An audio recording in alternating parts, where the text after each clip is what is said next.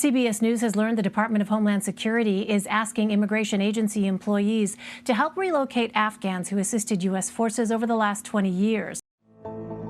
Hello, today I present to you an extremely attractive application for music lovers. It's completely free. You can listen to music online or download unlimited music to use whenever you don't have internet. The powerful search function helps you find anything you want. Trust me. It's hard not to find what you're looking for because the search function is really powerful. Application download link is attached in the description of the video. I'm pretty sure you'll like it. Thanks. It comes after the Biden administration authorized $500 million to assist in resettlement efforts. Many of those fleeing the Taliban rule in Afghanistan are expected to head to states like California, Maryland, and Texas. Refugee groups across the U.S. are also preparing to assist Afghans in the resettlement process. For more, I want to bring in Faye. She's the Development Director for Refugee Services of Texas. Ashley, welcome. Thank you very much for talking to us. First, can you explain the difference between a special immigration visa applicant and a refugee? Yeah, absolutely. Thank you for having me. So a refugee is kind of the common terminology, and it gets mistaken often for what an SIV or an asylum seeker might be. A refugee is typically in a refugee camp. They're displaced from their home due to no fault of their own.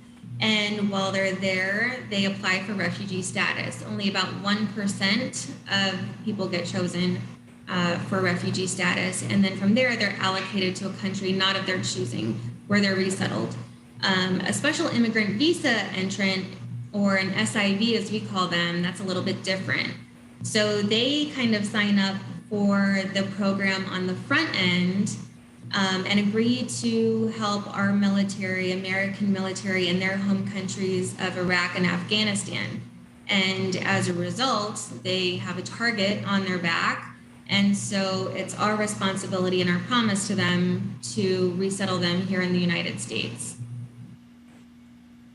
So how many of these individuals are you anticipating to be relocated to the U.S.? Into the U.S., we're expecting thousands into the U.S. I can tell you through our agency, and we're the largest in the state, we're currently projecting 324 special immigrant visa entrants, but things are changing moment by moment. I was just on a webinar with changes. And but overall, we could expect 30 or 40,000 SIVs to enter the country. Wow. And I wonder if you could just walk us through briefly your organization's resettlement process, because I think people may not be aware of the myriad of details that are involved when you talk about resettling just a single refugee. Sure. So the resettlement process is that we have is very comprehensive, and we serve a vast variety of clients. And so, of course, we serve refugees, but we also serve SIVs, asylum seekers, unaccompanied minors, and survivors of trafficking. And we provide them with very comprehensive services. So when we find out that they are coming to Texas through Refugee Services of Texas, that means go time for us. And we usually have about 2 weeks when we know a refugee family is coming. And that gives us time to gather our welcome teams, who are volunteers, and they gather the donations of furniture and basic necessities to set up an apartment.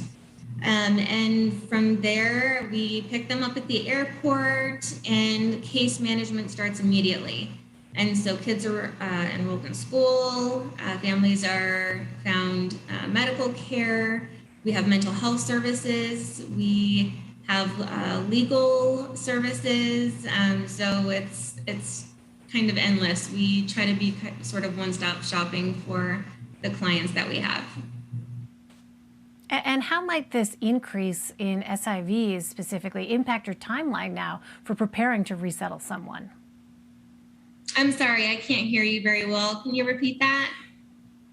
Yeah, no, I was just wondering, with this influx, especially of SIVs now that we're looking at, how is that impacting your time frame in terms of resettling someone? Yeah, so it's moving it up a little bit. So with the past administration, federal funding for refugee resettlement was cut to an all-time drastic low of up to 15,000 refugees allowed into the United States. The average is 95,000, so there's a huge discrepancy.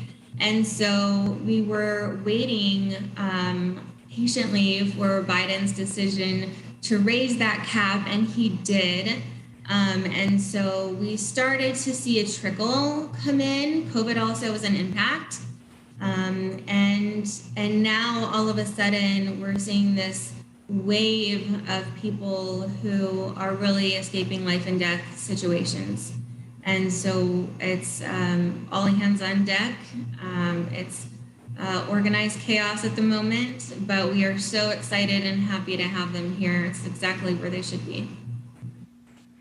And Ashley, with that wave of people coming in, we are hearing some individual compelling stories. And Americans, we know, are certainly paying attention right now.